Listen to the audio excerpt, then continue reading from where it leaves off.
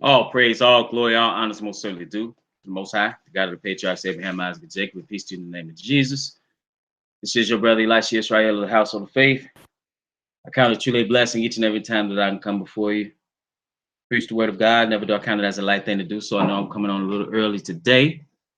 And I just want to really get right into today's lesson, and the title is The Regathering of Israel. Again, that title is The Regathering of Israel. You know, this lesson is about a future event that will take place at the second coming of the Messiah, or the Mashiach, the one we call in English Jesus. Okay, it has not happened already. You know, one of the biggest okie dokes in the world, if you will, is these people who claim to be God's chosen people making that claim. Okay, they are, and also not only making the claim that they are God's chosen people, but actually professing that because they're in the land of Israel, that's prophecy being fulfilled, that concerning Israel returning, like that happened in 1948. That's the year that they give. But not only we gonna find out in the Bible, it couldn't possibly be that time, and they couldn't possibly be the people based on the Bible. But at the same time, they use the scriptures to try to substantiate something that's false. And when you really look at it, you know that you've been lied to. For example, when you look at the prophecies and the curses that were prophecies concerning the curses that were going to fall upon Israel, you know that somebody's telling a lie. You know somebody is not being forthright.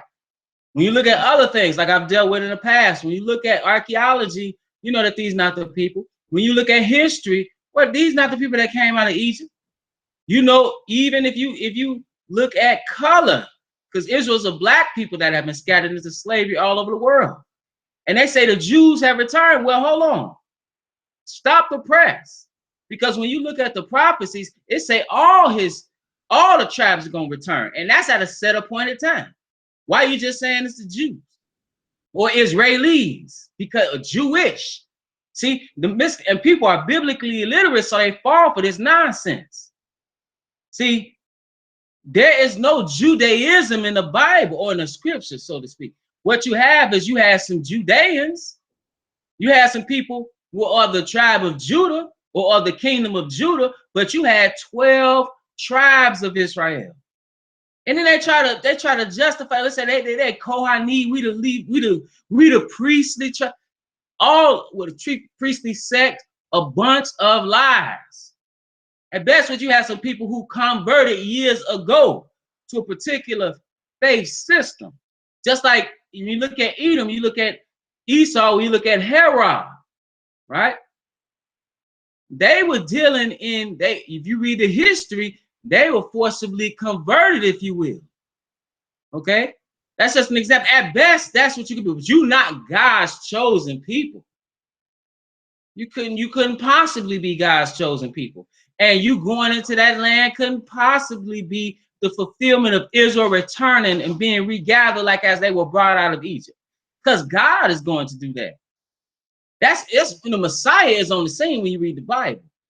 And some other things they're going to show you. But let's go to Deuteronomy 28, just to show you that these people that are perpetrating this fraud couldn't possibly be the people. This is Deuteronomy. We're going to pick it up in verse 28, chapter 28 and verse 15. Chapter 28 and verse 15, because there are certain curses on God's chosen people that the people that are claiming to be his chosen simply do not fit. Okay? So this is Deuteronomy 28, and let's pick it up at let's pick it up actually 32 and 26. Deuteronomy 32 and 26, just something he said. He said, I would scatter them into corners. I would make the remembrance of them to cease from among men. He's talking about his people. Okay. So ultimately, when it finally was over as a nation for our people, when he wiped the slate clean, that was in 70 AD. And what happened? All those that weren't taken into captivity, that weren't sold into slavery, or that were not crucified and killed, they went into further into the interior of Africa and settled amongst the people there. Okay, again, Israel is a black people, regardless of whatever, regardless of the white false images of Jesus, regardless of these people perpetrating a fraud. When it's all said and done, all the people that laugh and mock, they get on here for some reason. I guess they have nothing else better to do but to mock and scoff. But history, the Bible is telling you Israel's a black people. History also is telling you that Israel's a black people. Is it about color? I'm not saying it's about color. It's about truth. And it's about who the people actually are. And again, if you don't, I've said this in the past, if you do not understand who Israel is as a people, you don't understand prophecy. There's a lot of prophecy you don't understand. This is so back to Deuteronomy 28, Deuteronomy 28 and 15. Because here are the signs. These curses are signs upon a particular people. Okay? I'm gonna just read verse 45. Deuteronomy 28 and verse 45, because we're gonna read these curses that came upon Israel. And we're gonna read the final one, letting you know that these people couldn't possibly be God's chosen people. This is Deuteronomy chapter 28 and verse 45. It said, moreover, all these curses shall come upon thee, and shall pursue thee, and overtake thee till thou be destroyed, because thou hearkenest not unto the voice of the Lord thy God to keep his commandments and his statutes which he commanded thee. So he's telling you, listen, all these curses I'm gonna read some of them.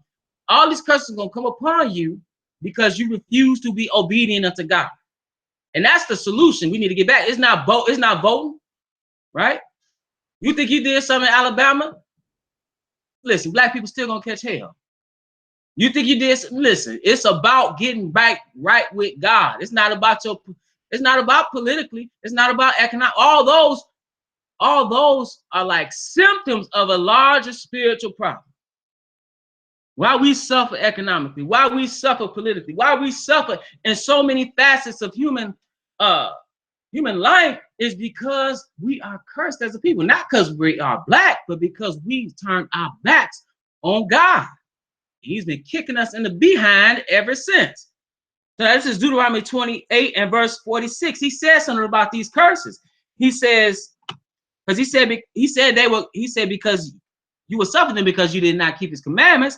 Then he says, and they, talking about the curses, shall be upon thee for a sign and for a wonder upon thy seed forever. So once you see the people who have these curses, then you know who God's chosen people are. And we understand, we are not about to read about a Holocaust.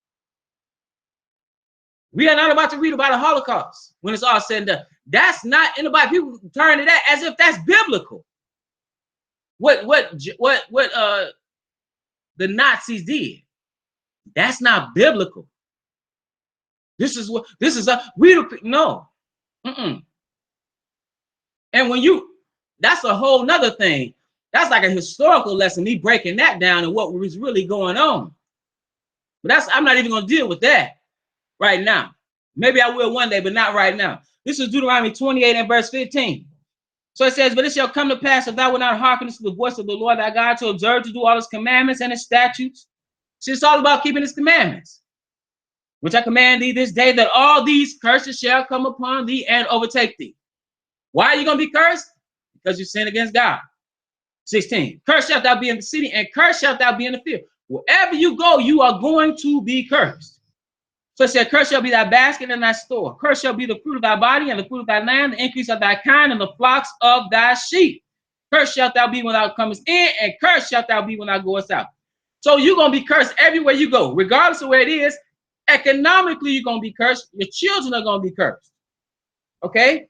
Now, I want you to keep in mind what we're reading here, and then think about the so-called Negro experience, the so-called African-American experience. Those of the diaspora, what they have experienced. Verse 28. Thou shalt smite thee with madness and blindness and astonishment of heart. And thou shalt grope at noonday as the blind gropeth in darkness. And thou shalt not prosper in thy ways, and thou shalt be only oppressed and spoiled evermore, and no man shall save thee. You're going to be totally destroyed. You're not going to be able to see your way. That's why we get on these panels. That's why you listen to talk shows that our people run. We don't have a clue. as to how to get out of this situation. But that's all we talk about is the situation. We don't know how to get us out of the situation because the situation, again, it has nothing to do with the superiority of white folks. It has nothing to do with we are black, so therefore we're inferior. We are in a situation we are in because we as a people have turned from our God. That's it. And all we have to do is turn back to God as a people. And that's what's going to happen. But he says something here. Moses prophesied before Israel even went into the promised land, some other things that's going to happen to his people. And then I want you to think about what has happened to those of the diaspora, the victims of the transatlantic slave trade. Verse 30 says, thou shalt betroth a wife, and another man shall lie with her. So what does that mean? That means another man's going to take your wife. He's not coming through the back door when you at work. No, he coming through the front door and telling you to get out the way so he can have his way with your wife. You got to think, when did this happen? It happened in slavery. Sexual exploitation of women of our women is well chronicled, well documented. There's no debating that. You've seen instances of that in movies. You've seen it in for example, you saw it if you watched, because most people didn't support it for Birth of a Nation from 2016, not the first one, but Birth of a Nation. Gabriel Union's character.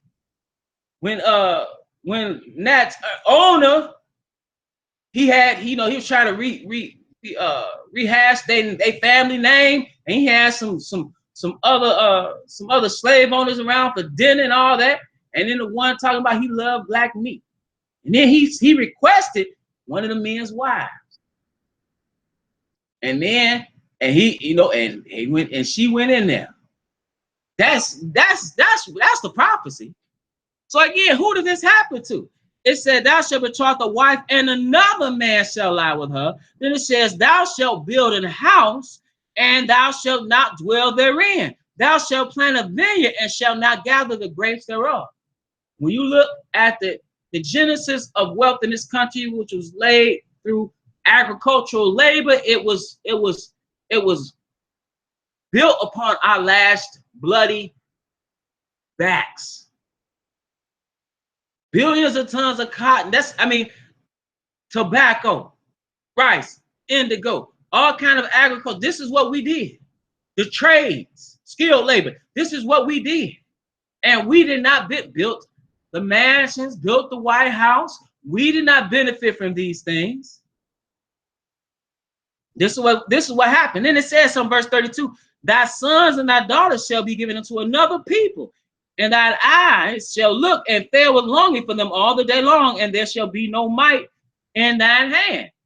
What's happened? Your children are going to be sold. He tell you that in verse 41.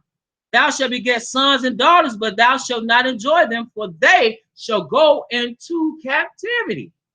And that's what happened. They were selling our children like chickens. That's what they did. Breaking bonds. One of the first things that many slaves did, former slaves, after emancipation, after the Civil War, and how long it took the news to travel to them that they were actually quote unquote free. One of the main things they did, went out looking for family members. That's what they did. And at that time, right after slavery, 90% of our children were born in wedlock. Look at the race today. But that's another lesson too. But what happened? Your children are going to be sold. Now people talking about a Holocaust, right? As if that's the worst thing that's happened in human history. First of all, let me tell you something. And I'm not into comparing oppression, but if you look at that Holocaust, it wasn't just those people. It was a bunch of Armenians, so-called gypsies. A lot of different people were that's an epithet that people use. People don't even know it. That's why I say so-called. A lot of people were in those camps, and it wasn't, truth be told, it wasn't 6 million of them that got killed. That was actually a predetermined number, and a number that couldn't possibly be the case when you look at the record, if you even study it. But if you say that, somehow you are a bigot. But nevertheless, because people are not concerned with truth, but I really don't care. This is so you see what happened though. You don't see you're gonna be put in concentration camps. It says your children gonna be sold. You're gonna lose your identity in Deuteronomy 32. Your children are gonna be sold. Your wives gonna be great.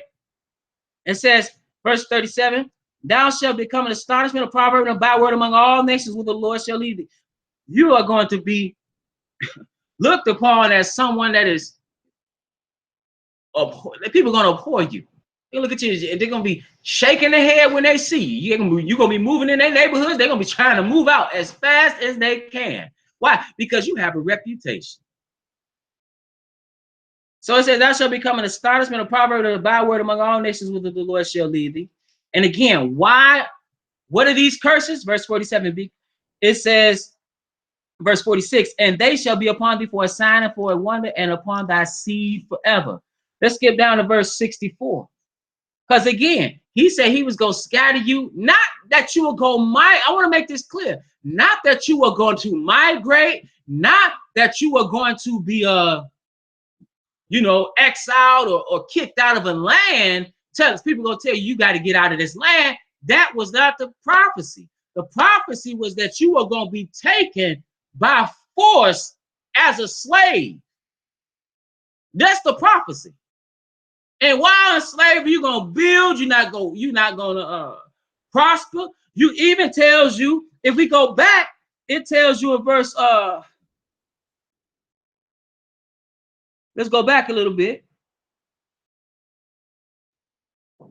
It tells you in verse, well, I'm gonna just read it in verse 64. So in verse 64, it says, and the Lord shall scatter thee among all people from the one end of the earth even unto the other. So you can be scattered all over. Then it says, and there thou shalt serve other gods.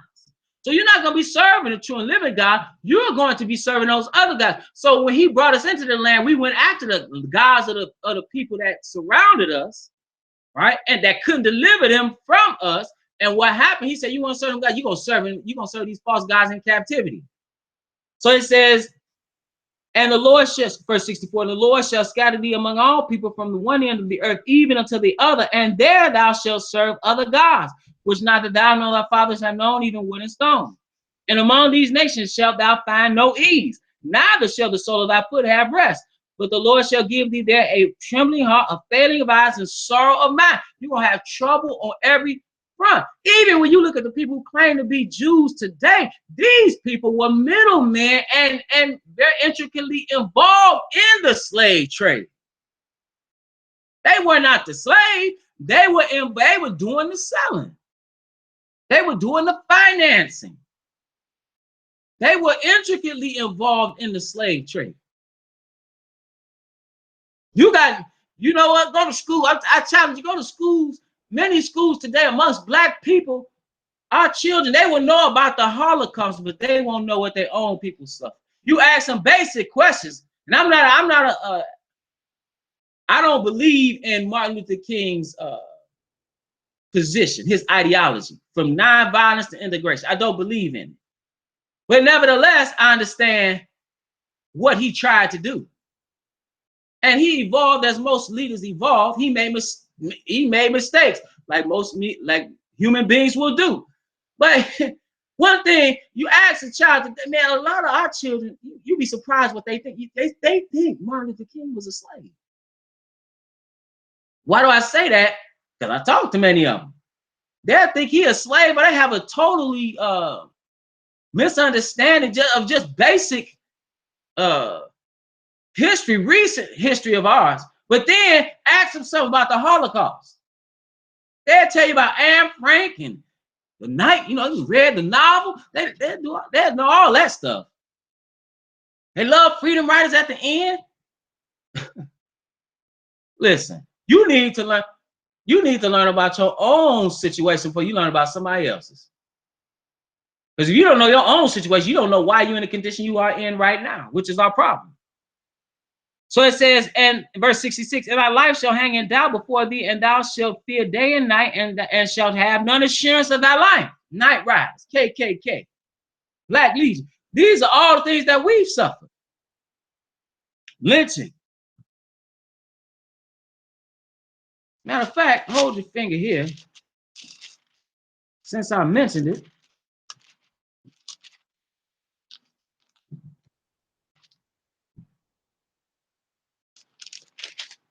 let's go to Deuteronomy 21. Hold your finger in Deuteronomy 28 and go to Deuteronomy 21 and verse 22. Deuteronomy 21 and verse 22. It reads, Deuteronomy 21 and 22 reads, and if a man have committed a sin worthy of death, and he be to be put to death, and thou hang him on a tree, his body shall not remain all night upon the tree, but thou shalt in any wise bury him that day, for he that is hanged is accursed of God. See, the one that has the curse of God upon him, who has been cursed by God, because that's the one that's hanging on the tree. Look at our people. We've been hanging on the trees. We bear the curse of God. But he said we were cursed. Just like Jesus, he was hanging on the cross. He put a curse on him that was supposed to be on us as far as humanity. But us as a nation, we as a nation have been hanged on trees. Strange fruit, blowing in the southern breeze. We are the accursed of God. So Deuteronomy 28 and verse 67, it says, in the morning thou shalt say what God would even, and at even thou shalt say what God would morning. For the fear of thine heart wherewith thou shalt serve him, for the sight of thine eyes, which thou shalt see. Trouble everywhere. Then it says something, verse 68.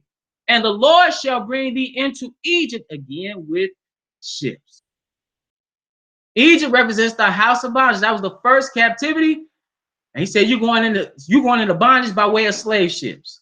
He didn't say you're going into concentration camps by way of Nazis. He didn't say it's going to be a war. It's going to be a war, and you're going to be taken into concentration camps. It didn't say that. And then you're going to be put, and then you're going to have a horrible end. You're going to, well, I'm not even going to really, again, I could get into the history of that, but I'm not even going to get into that. But just understand that that's not the prophecy. Because when you look at it, people have suffered terrible things throughout history, but there's a specific thing that was to happen to God's chosen people. They were going to be cast into slavery by way of slave ships. He just said that. And the Lord shall bring thee into Egypt, or captivity, again with ships. By the way, whereby I spake unto thee, and what's going to happen to you there? Thou shalt see it no more again, and there ye shall be sold unto your enemies, for bondmen and bondwomen, and no man shall buy you. And no man's going to redeem you. This is Israel. So you're going to be sold as slaves by way of slave ships, the transatlantic slave trade. This is what Moses is talking about. So this is how you know the people. So if this is the case, the people are still in captivity. Because we just identified the people through the curses. The curses are a sign. He said the curse of God are hanging on a tree. We the ones been hanging on all these trees. Let's go to Jeremiah the 16th chapter. Because some was promised that was going to take place in regard to this people. This is Jeremiah. We're going to pick it up in Jeremiah the 16th chapter, and we're going to pick it up at verse 14. Jeremiah 16 and verse 14. Because the prophets, just like Moses prophesied about captivity, the prophets also an ultimate captivity, right? Because we know they went into captivity in 721, 722 with the Assyrians, 586 with Babylon, were able to come back during the days of Ezra and Nehemiah under the decrees of Cyrus and Artaxerxes and others. But then at 70 AD, that was the it. That was the end of it. That was the final dispersion. And then they settled in Africa amongst the peoples of Africa. And then when the transatlantic slave trade came, the people like the Portuguese came here. They set up trading posts. They made deals with the indigenous Africans, okay? And that's what they were, particularly on the west coast of Africa, and they were selling, who were they selling? Hebrews. They were selling Israelites. That's who they were selling. You know, the common narrative is that the Africans were selling themselves. Not for the most part. For the most part, these people were more susceptible to being sold, and they took these people and sold into slavery. That's what happened by way of ships. Jeremiah 16 and verse 14. It said, therefore, behold, the days come, saith the Lord, that it shall no more be said, The Lord liveth that brought up the children of Israel out of the land of Egypt. For the Lord liveth that brought up the children of Israel from the land of the north and from all the lands whither he had driven them. And I will bring them again into their land that I gave unto their fathers. See, so people look at 1948. First of all, them not the people based on the prophecy, but then they say, "Oh, this is that's the fulfillment of that prophecy." That's a lie. Verse 16. Behold, I will send for many fishers, said the Lord, and they shall fish them. And after I will send for many hunters, and they shall hunt them from every mountain and from every hill and out of the holes of the rocks. So everywhere they're scattered, he's prophesying of a regathering. But again, it didn't happen in 1948. How do we know it didn't happen in 1948? Let's go to Jeremiah, the 10th chapter. Jeremiah, the 10th chapter. And we're going to pick it up at verse 3. Jeremiah 30, chapter 30, Jeremiah 30 and verse 3. It says, for lo, the days come, saith the Lord, that I will bring again the captivity of my people Israel and Judah, saith the Lord. So they were there in captivity. And it says, and I will cause them to return to the land that I gave to their fathers, and they shall possess it. And these are the words that the Lord spake concerning Israel and concerning Judah. But thus saith the Lord, we have heard a voice of trembling, of fear, and not of peace. I'm going to skip down a little bit. He said, alas for that, verse 7, alas for that day is great, so that none is like it. It is even the time of Jacob's trouble. But he shall be saved out of it. That's in the last days. He said, for it shall come to pass in that day, said the Lord of hosts, that I will break his yoke from off thy neck and will burst thy bonds, and strangers shall no more serve themselves of him. Captivity will be totally over. It's not totally over now. We are still in captivity. We are still dispersed. We have never been back home. But listen to this. This is how you know what time this is. This is at the time that even hasn't taken place yet. He said, therefore fear thou not, verse 9, but they shall serve the Lord their God and David their king, whom I will raise up unto them. This David is dead. So how is they serving David? That's in the kingdom. That's when he's going to regather his people when he's on the scene. We're going to find out it's going to be the Messiah who's going to regather. So it says, therefore, verse 10, fear thou not, O my servant Jacob, saith the Lord, neither be dismayed, O Israel, for lo, I will save them from afar, and thy seed from the land of their captivity. Again, the land where you were slaves. And Jacob shall return and shall be in rest and be quiet, and none shall make him afraid. How is that? That sounds like peace. See, the people over there that claim to be the Jews today, they don't have peace. They got a dome that had to keep the missiles that Hezbollah and others shoot over there. They got to shoot them down. They surrounded by their enemies. That's not peace. That's not peace, because they are perpetrating a fraud. Let's go to Revelation. And the Bible tells you about some people perpetrating a fraud. They perpetrating the biggest fraud in human history in regards to their identity. This is Revelation 3 and verse 9. Revelation 3 and verse 9. It says, behold, I will make them of the synagogue of Satan, which say they are Jews and are not, but do lie. Behold, I will make them to come and worship before thee, and to know that I have loved thee. Talking about his chosen people. Revelation 2 and 9. I know thy works and tribulation and poverty, but thou art rich. So he's talking to, now in that instance, he's talking to his people. He said, I know what you suffer, but you also rich. That's why Paul, how are you rich? Spiritually. That's why Paul says, what advantage does have the Jew? What profit is there of circumcision? Much every way chiefly, for unto them were committed the oracles of God. God only manifesting himself unto one people, Israel, and they are black people that have been scattered into slavery all over the world based on the prophecy. And it does matter. So even though these people perpetrate a fraud, even though they wear yarmulkes, because they doing all these things, acting like they God's chosen people, they know they're not. Yes, they know they're not the people by blood.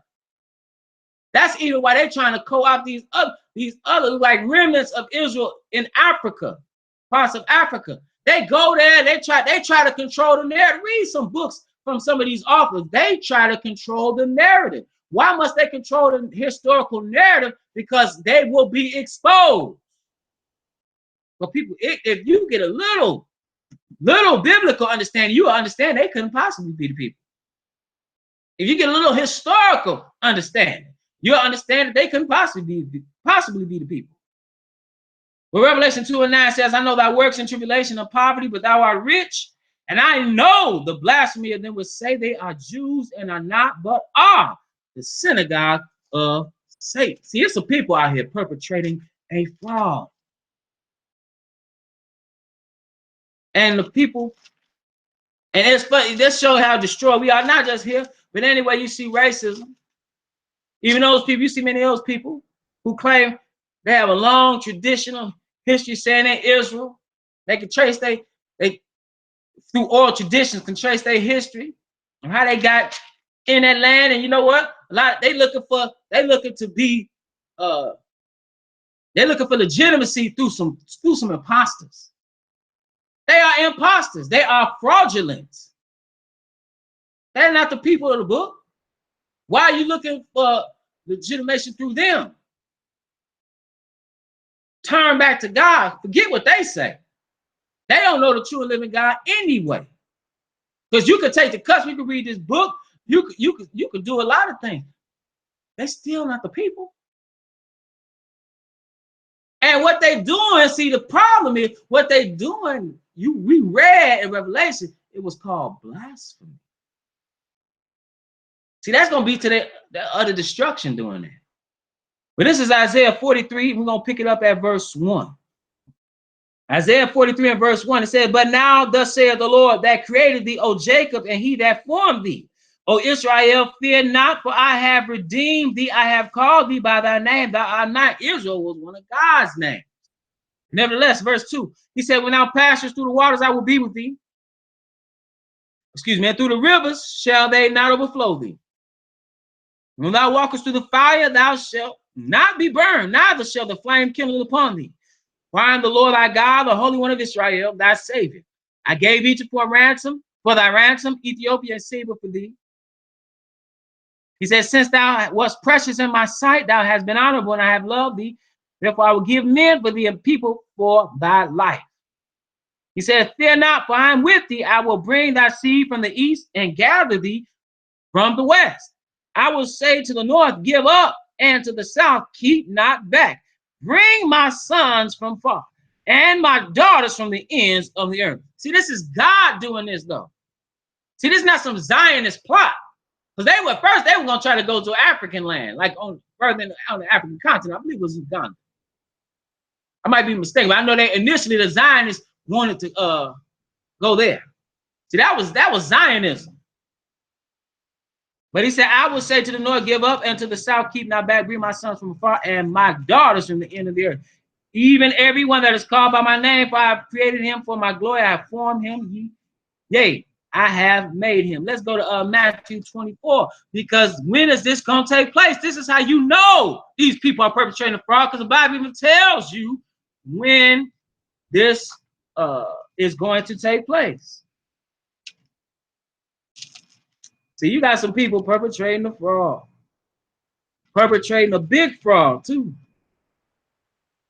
Let's go to Matthew 24 and verse 29. Matthew 24 and verse 29, because we want to find out just when this is going to take place. Matthew 24 and verse 29. It says, hold on one second. Matthew 24 and verse 2. I want to read something else too, just so, but I'm gonna read, we still stay at Matthew 24 and verse 29. Matthew 24 and verse 29, it says, immediately after the tribulation of those days shall the sun be darkened, and the moon shall not give a light, and the stars shall fall from heaven, and the powers of the heavens shall be shaken. So that's the sign showing you the second coming of the Mashiach or the Messiah, right? Then it says in verse 30, it says, and then shall appear the sign of the Son of Man in heaven, right? That's the sign. That 6 here you see. He said, and then shall appear the sign of the Son of Man in heaven, and then shall all the tribes of the earth back in flaming fire, taking vengeance on them in his gospel. He's coming back here in Revelation 19 in war. It says, and then shall all the tribes of the earth mourn, and they shall see the Son of Man coming in the power and great glory. my belly tremble. I rest, and he will invade them with his troops. What did y'all say? Past, remember me?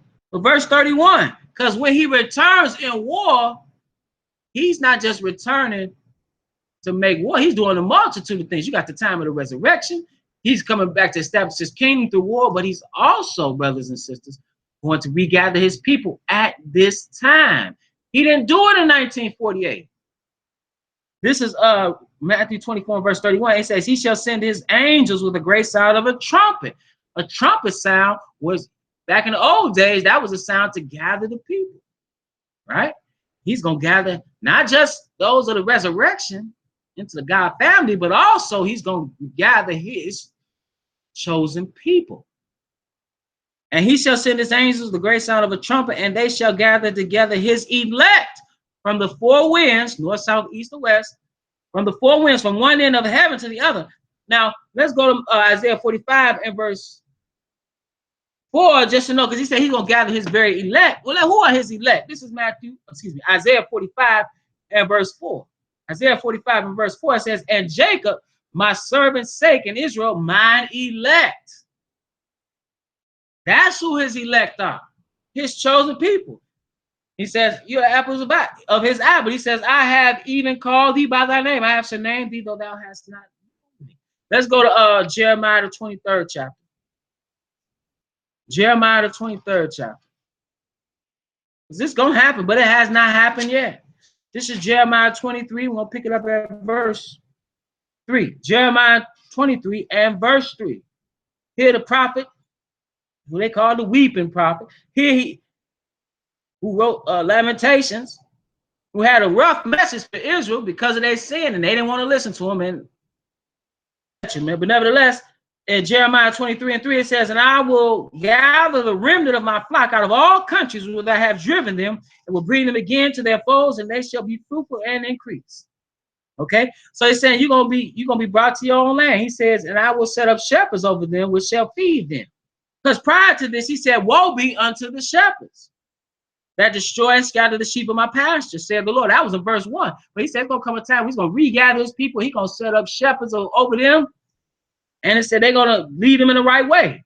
Verse 4, and I will set up shepherds over them, which shall feed them, and they shall fear no more, nor be dismayed, neither shall they be lacking, said the Lord. Behold, the days come, said the Lord, that I will raise up unto David a righteous branch, and a king shall reign and prosper, and shall execute judgment and justice in the earth. Now that's talking about the Messiah.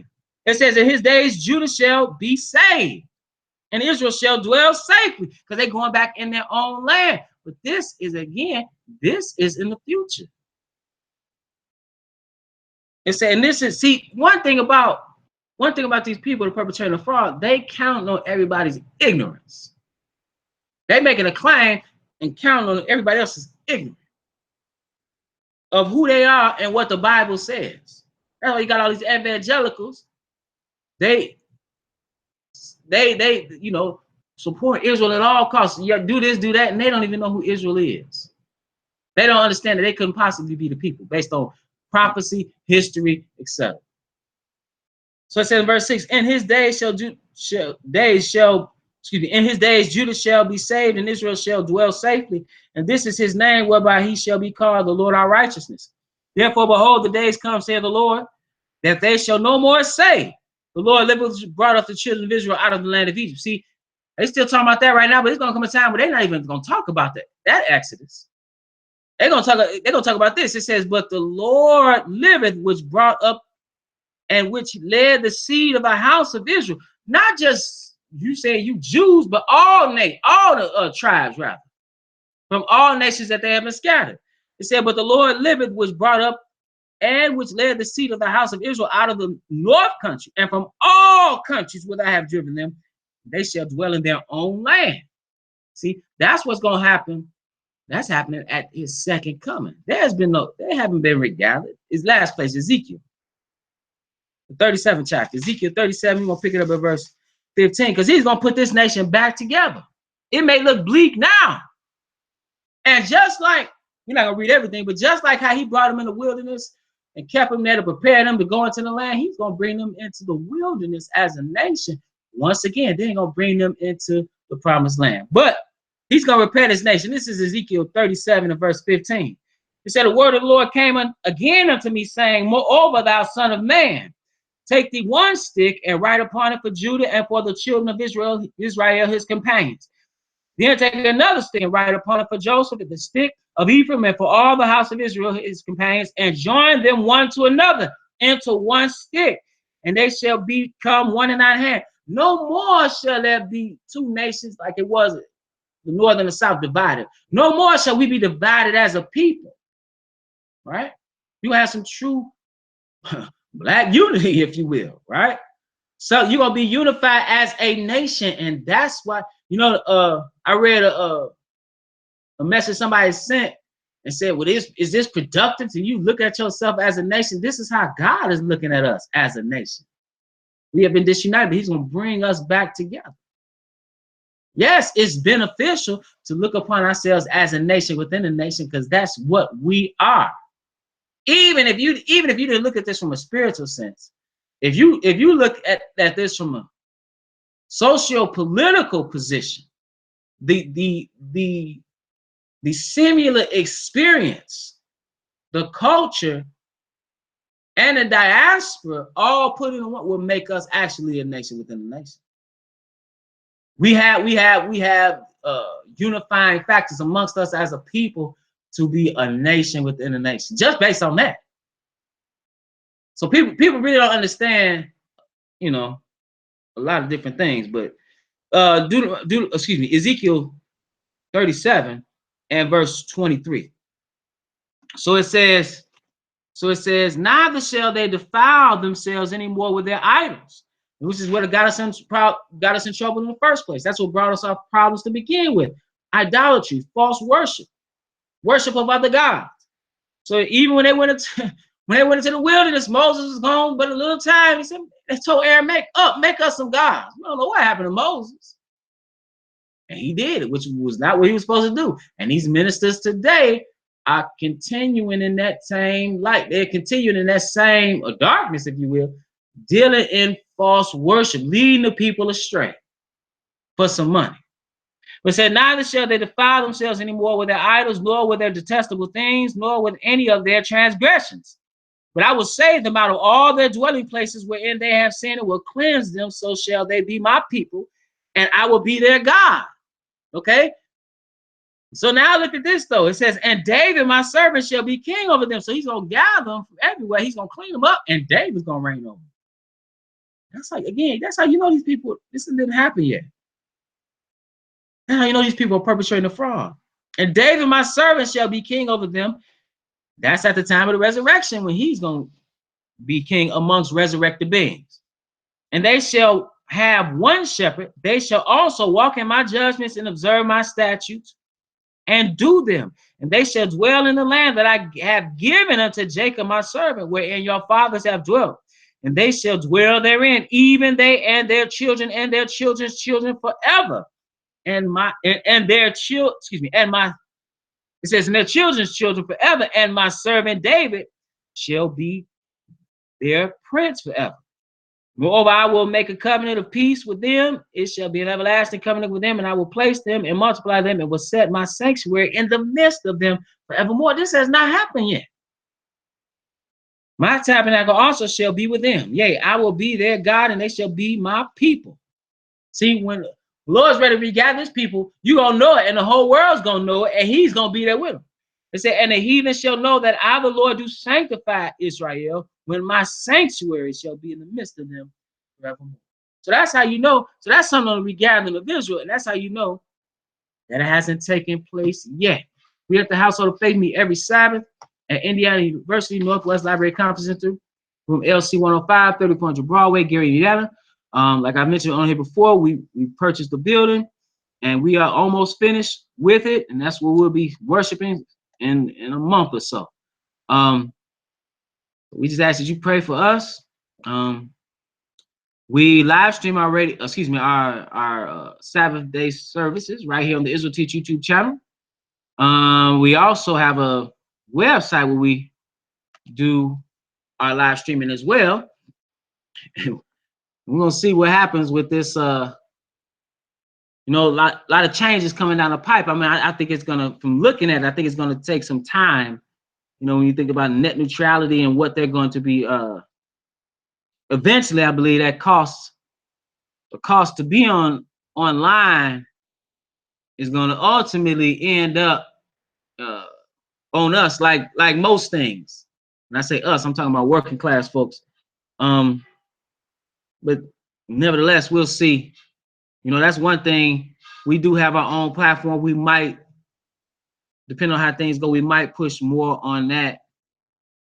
Because my thing is, that's why I never wanted to monetize this YouTube channel.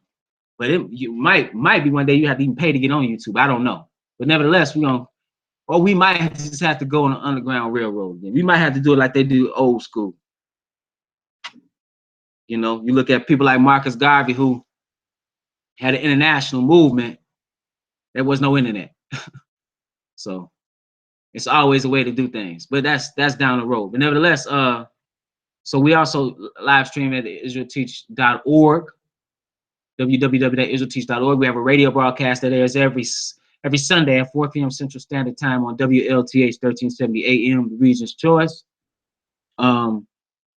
If you're in the Chicagoland and Northwest Indiana area, you can listen, or if you like to listen via live stream, just go to www.IsraelTeach.org. I'm stuttering today, and click on the live stream radio broadcast link to hear that message. And with that, brothers and sisters, continue to pray for one another, and it is always my prayer that you will edify.